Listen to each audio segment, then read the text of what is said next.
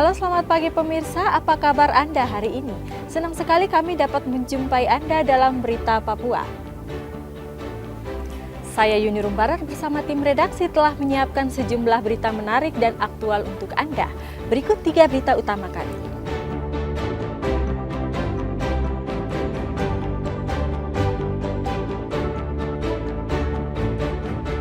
Berburu di dalam hutan, seorang pria di Merauke ditemukan meninggal dunia.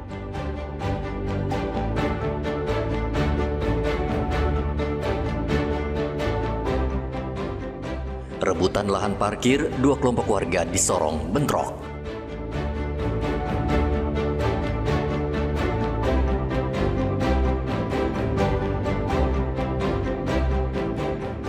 Warga Merauke padati toko emas, berburu emas antam.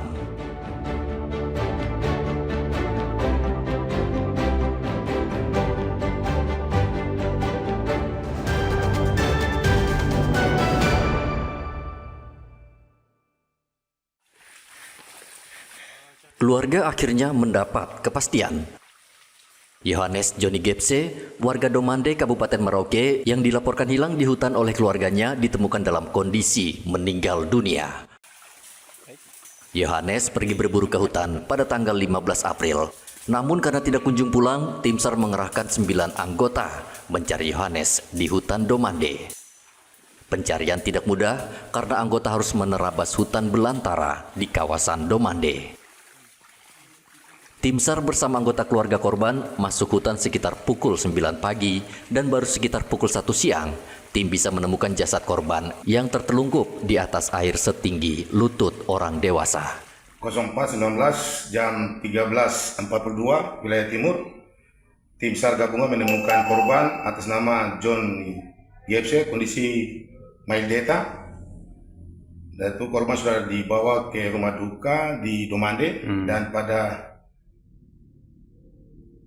Tenggo Whisky 4.19.14.30 dengan ditemukan korban dalam kondisi mild data, kami menutup operasi SAR dan tim kembali ke kantor. Terima kasih. Kondisi jasadnya bahkan hampir membusuk. Jenazah langsung dibawa ke RSUD Merauke untuk dilakukan autopsi. Yohanes sering masuk hutan berburu seorang diri. Polisi hingga kini masih menyelidiki penyebab pasti kematian Yohanes. Apakah dibunuh ataukah meninggal dunia karena sakit? Muhammad Ridwan melaporkan dari Merauke, Papua Selatan.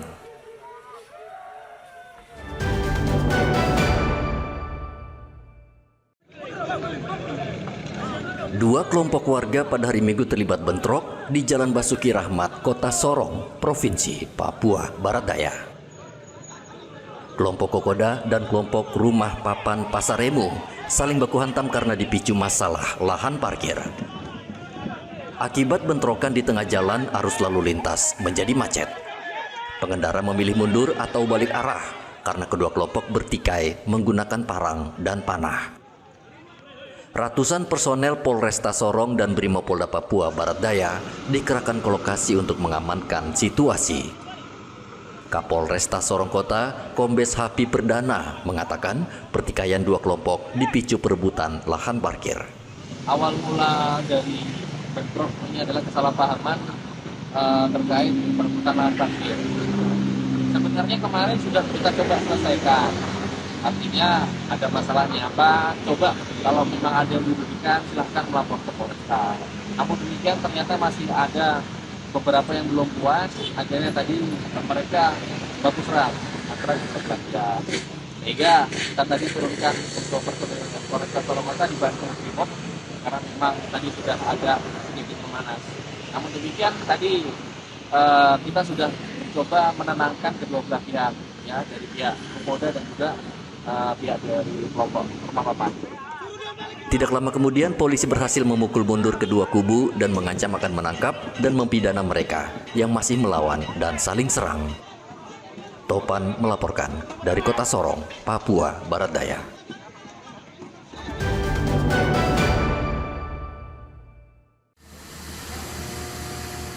Polisi bersama Damkar Kabupaten Mimika membuka blokade jalan yang dilakukan oleh sekelompok pemuda di Jalan Bougainville pada hari Senin. Jalan ini diblokade oleh sekelompok orang sejak hari Minggu sore. Sekelompok orang memblokade jalan menggunakan ban bekas yang dibakar di tengah jalan sehingga kendaraan tidak bisa melintas. Kabak Ops Polres Mimika, AKP Henry Alfredo Korowa mengatakan pemblokadean jalan pada hari Minggu dipicu pertengkaran antar pemuda yang mabuk. Ini terkait dengan adanya kejadian tadi pagi di Jalan Merdeka ini, di mana kita mendapatkan info awal adanya kerusuhan. Ada lagi ya mengalami terjadi penikaman bagian ya untuk antara kami masih membuat visum untuk perkembangan. Kepala Suku Kamoro Gergorius Okoware mendesak polisi menangkap pelaku penganiayaan dan pelaku blokade jalan. Kita berikan ini kepada pihak aparat penegak hukum, Pak Kapolres dan Pak Kasal, Waka dan jajarannya supaya saya minta 1x24 jam supaya bisa ditangkap, supaya kita tidak mau ada masalah-masalah ada terjadi yang hal-hal yang tidak diinginkan lagi. Hal-hal selanjutnya diberikan kepercayaan kepada pihak penegak hukum, aparat itu aparat yang menyelidiki ya. Masyarakat yang mengetahui tentang kejadian ini bisa kasih lapor langsung ke kepala suku, langsung ke saya, dan nanti saya akan sampaikan juga ke pihak aparat keamanan. Dan terakhir masyarakat dihimbau jangan ada tambahan-tambahan untuk bikin palang, palang kiri kanan itu kalau orang mau melakukan pemalangan itu harus dapat surat izin dari pihak aparat. Korban saat ini sedang dirawat di rumah sakit dengan luka tusuk benda tajam di bagian leher. Meski akses jalan sudah dibuka, polisi masih terus menyelidiki kasus penganiayaan dengan memeriksa sejumlah saksi. Dari Mimika, Papua Tengah, Igobat Momolin melaporkan.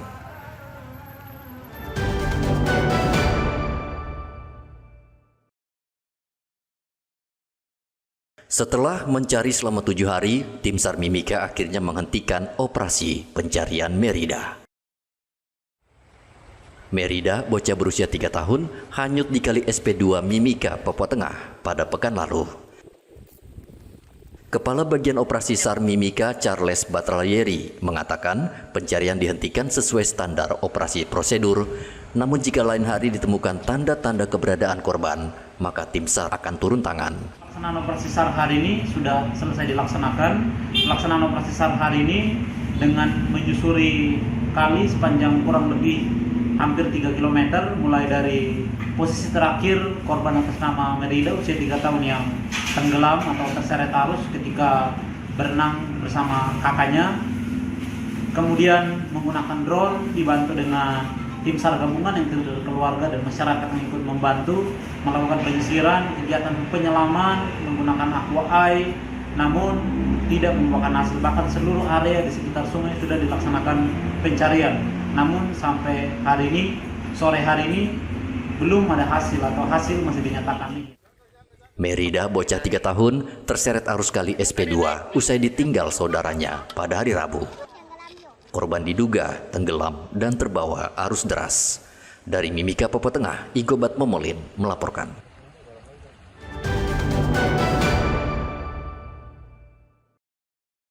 Memberantas peredaran minuman keras di Merauke, Papua Selatan tidak mudah. Gencarnya razia dan penggerebekan miras ternyata tidak membuat jera produsen dan penjual miras. Polres Merauke pada hari Minggu kembali menggerebek pabrik minuman keras di Jalan Tanjung Kelapa, Merauke. Di pabrik miras rumahan ini, polisi menemukan puluhan botol miras oplosan yang sudah siap dijual. Penggerebekan ini berkat laporan warga sekitar yang resah dengan peredaran miras di daerah mereka. Diduga kedatangan polisi sudah diketahui pelaku, sehingga saat digerebek pelaku sudah melarikan diri. Kemarin telah ditemukan kembali pabrik minuman lokal jenis Shopee di Tanjung Kelapa, Gang Pelugun, yaitu pada saat ditemukan telah diamankan 10 liter Shopee yang siap edar, kemudian ada puluhan lagi bahan baku dari pembuatan Shopee. Kemudian pada saat dilakukan penggeledahan rumah, ternyata pemilik pabrik Shopee tersebut telah melarikan diri. Namun Bapak Kapolres Merauke telah memerintahkan KPO Sat Narkoba untuk melakukan pengejaran karena itu perbuatan melanggar hukum. Warga juga diimbau membantu polisi dan melapor jika menemukan adanya pabrik miras oplosan. Muhammad Ridwan melaporkan dari Merauke, Papua Selatan.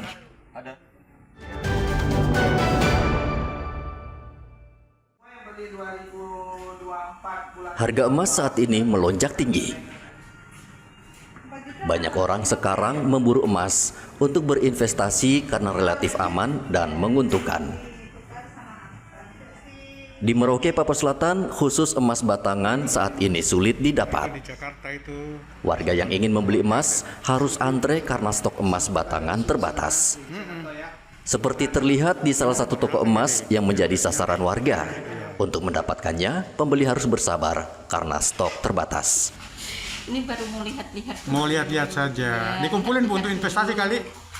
Nanti kalau mungkin ada yang cocok, insya Allah ya. Nah ini harapannya untuk disimpan untuk investasi apa memang mau digunakan untuk perhiasan Ibu? Ya sekali-sekali kalau ada acara kan kita pakai. Pakai aja. Kalau ada acara kan kita simpan. Oh gitu. Rencana mau beli apa ini Bu? Kalung, gelang?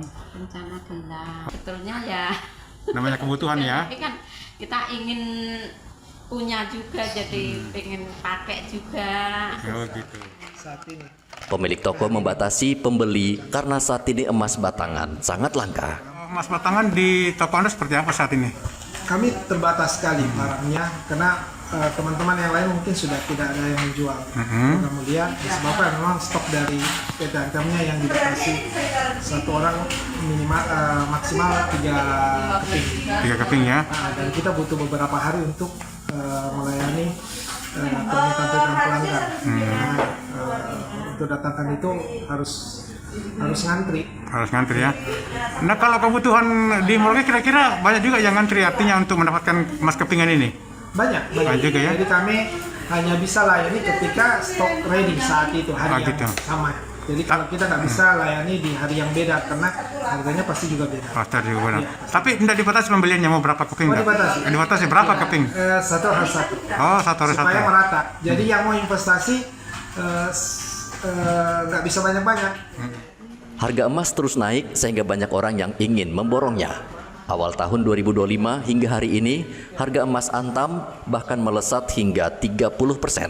Sebaliknya, harga emas perhiasan relatif stabil, bahkan akhir-akhir ini lesu di pasaran. Muhammad Ridwan melaporkan dari Merauke, Papua Selatan. Itu tahun berapa itu?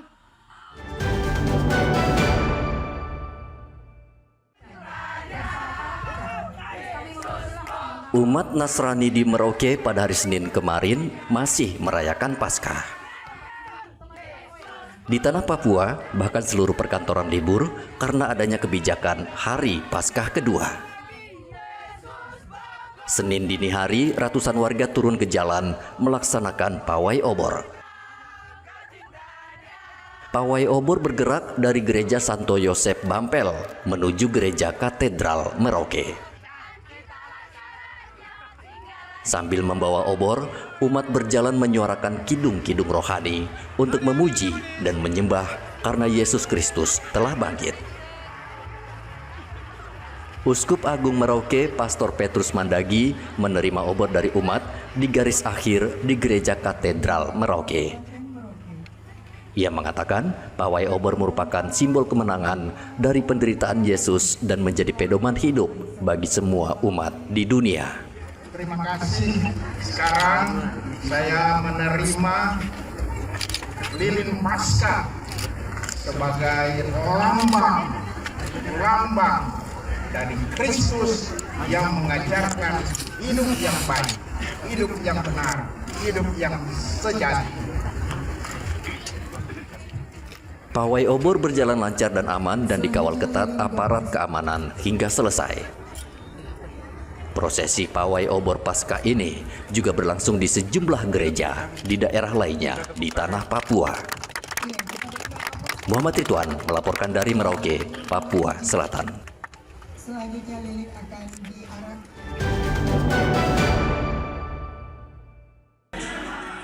138 calon jemaah haji asal Merauke, Papua Selatan senang karena sebentar lagi mereka bisa menunaikan ibadah haji ke Tanah Suci Mekah.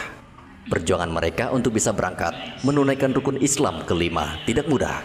Selain biaya yang tidak murah, berangkat haji ke Tanah Suci harus menunggu waktu yang lama, apalagi sebagian dari mereka sudah lansia. Bahkan di antara mereka ada yang harus menunggu selama 13 tahun lamanya agar bisa berangkat haji. Saya daftarnya tahun 2013. Ya berarti berapa tahun Pak?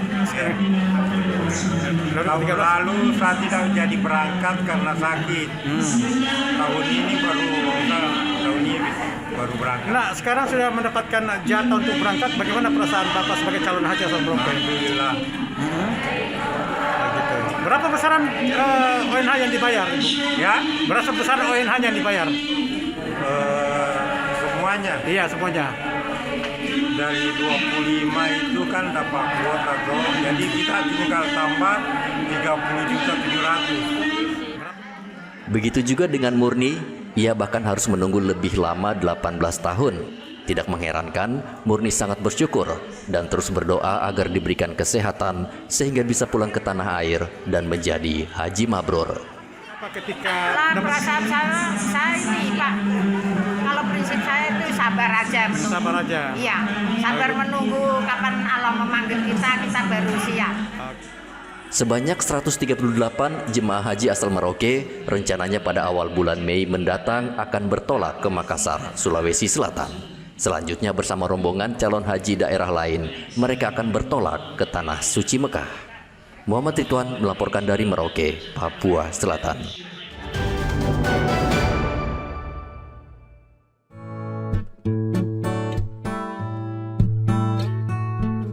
Kota ini didirikan oleh Kapten Infanteri FJP Sase dari Kerajaan Belanda pada 7 Maret 1910. Dari tahun 1910 ke 1962, kota ini dikenal sebagai Hollandia dan merupakan ibu kota distrik dengan nama yang sama di timur laut Pulau Papua bagian barat. Pada tahun 1964, kota ini sempat disebut Kota Baru dan Soekarnopura. Lalu berganti dengan Jayapura pada tahun 1968. Arti dari Jayapura adalah kota kemenangan. Dari bahasa Sanskerta, Jaya yang berarti kemenangan, sedangkan Pura adalah kota. Nama tersebut diberikan Soeharto pada masa Orde Baru sebagai upaya De Soekarno untuk menghilangkan sisa-sisa peninggalan Soekarno. Pada akhir tahun 2024, jumlah penduduk kota Jayapura sebanyak 404.799 jiwa.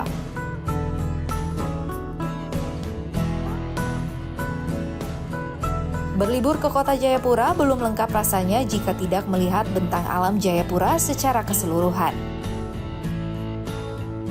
Dan hal itu bisa dilakukan dari puncak Bukit Pemancar Polimak yang memiliki ketinggian sekitar 256 meter di atas permukaan laut. Dari daratan tertinggi di kota Jayapura ini juga terlihat Samudra Pasifik yang terbentang luas. Untuk sampai ke Bukit Pemancar Polimak yang berada di kawasan Ardipura ini hanya memerlukan waktu sekitar 10 sampai 20 menit dengan menggunakan motor atau mobil. Jalur yang akan Anda lewati menanjak dan berbukit-bukit. Di atas puncak bukit ini banyak menara-menara pemancar stasiun televisi karena letak bukit yang berada di kawasan paling tinggi. Tetapi keindahan panorama alamnya serta hembusan angin yang dingin menjadikan puncak Bukit Polimak ini sebagai salah satu kunjungan wisata.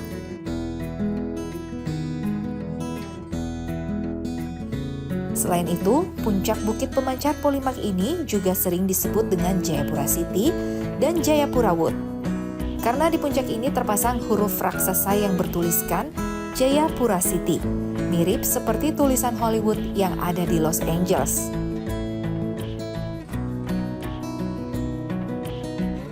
Kota Jayapura memiliki 2 pelabuhan laut, yakni Pelabuhan Yosudarso Jayapura dan Pelabuhan Porasko Jayapura. Pelabuhan Jayapura merupakan pusat bongkar muat kapal peti kemas dan bersandarnya kapal Pelni. Sementara Pelabuhan Porasko adalah pusat bersandarnya kapal perintis Papua dan kapal-kapal militer milik TNI dan Polri.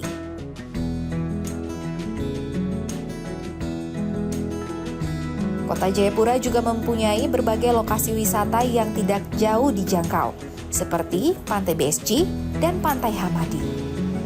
Lihat bagus sekali Jayapura ini, luar biasa. Untuk pariwisatanya bagus. Ya, jadi pengelolaannya gitu yang ini. Saya pikir sebenarnya ini sudah masuk dalam program pemerintah sebenarnya. Hanya tidak tahu kadang-kadang itu mungkin sampai setahun juga ada yang tidak sempat jalan. Nah, ini yang harusnya dijadwalkan secara baik supaya mungkin besok-besok di tempat mana. Kalau dilihat dari pantai kan perluasannya ke sayap kiri kanan kan satu jalan ke BSG, lain lagi ke Hamadi. Ke depan kita mengharapkan yang terbaik lah. Kita mengharapkan yang terbaik bagi Papua lebih khusus.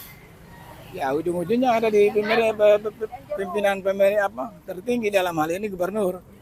Bagaimana naik ke sana, mentata manusianya, kotanya, daerahnya, perkantorannya, operasionalnya harus ditata secara baik. Sehingga ke depan itu lebih baik dari tahun-tahun sebelumnya. Kalau dari segi pembangunan yang saya lihat, Jayapura sudah cukup maju sekali ya.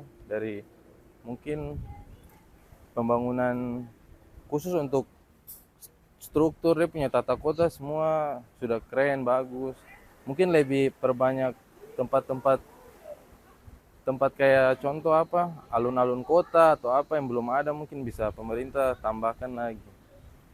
Mungkin parkiran kah apa bang? Kalau saya lihat yang liar-liar ini masih banyak di luar, jadi tong ke ATM apa saja harus bayar parkir, itu jadi persoalan juga buat saya. Sebagai warga Jayapura saya rasa risih juga, kurang nyaman. Mungkin itu yang mau saya tambahkan. Kalau kebersihan? Kebersihan sudah sangat bersih sih bang. Ada 2 pasar utama di kota Jayapura, yaitu Pasar Tradisional Yotefa dan Pasar Hamadi. Perkembangan kota Jayapura semakin pesat karena kota Jayapura dihuni oleh berbagai pendatang dan suku. Kota Jayapura menggantungkan pendapatan asli daerah dari sektor jasa dan lokasi wisata. Namun sayang, belum ditata dengan baik sehingga PAD dari sektor itu tidak signifikan. Kota Jayapura adalah kota yang berada di ujung timur Indonesia. Kota Jayapura berada di Provinsi Papua. Dan di kota ini tinggal lebih dari 400.000 orang. Kota Jayapura juga menjadi rumah bagi seluruh suku, maupun suku pendatang dan suku asli di kota Jayapura sendiri. Jika Anda berkunjung ke kota Jayapura, Anda bisa menemukan berbagai lokasi wisata alam yang sangat luar biasa. Bahkan lokasi wisata alam tersebut berada di tengah-tengah kota Jayapura. Dari Jayapura, Papua, Rianto Naim melaporkan.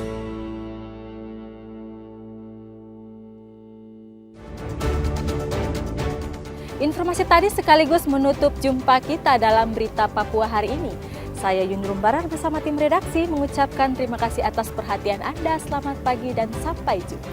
Wanyambe.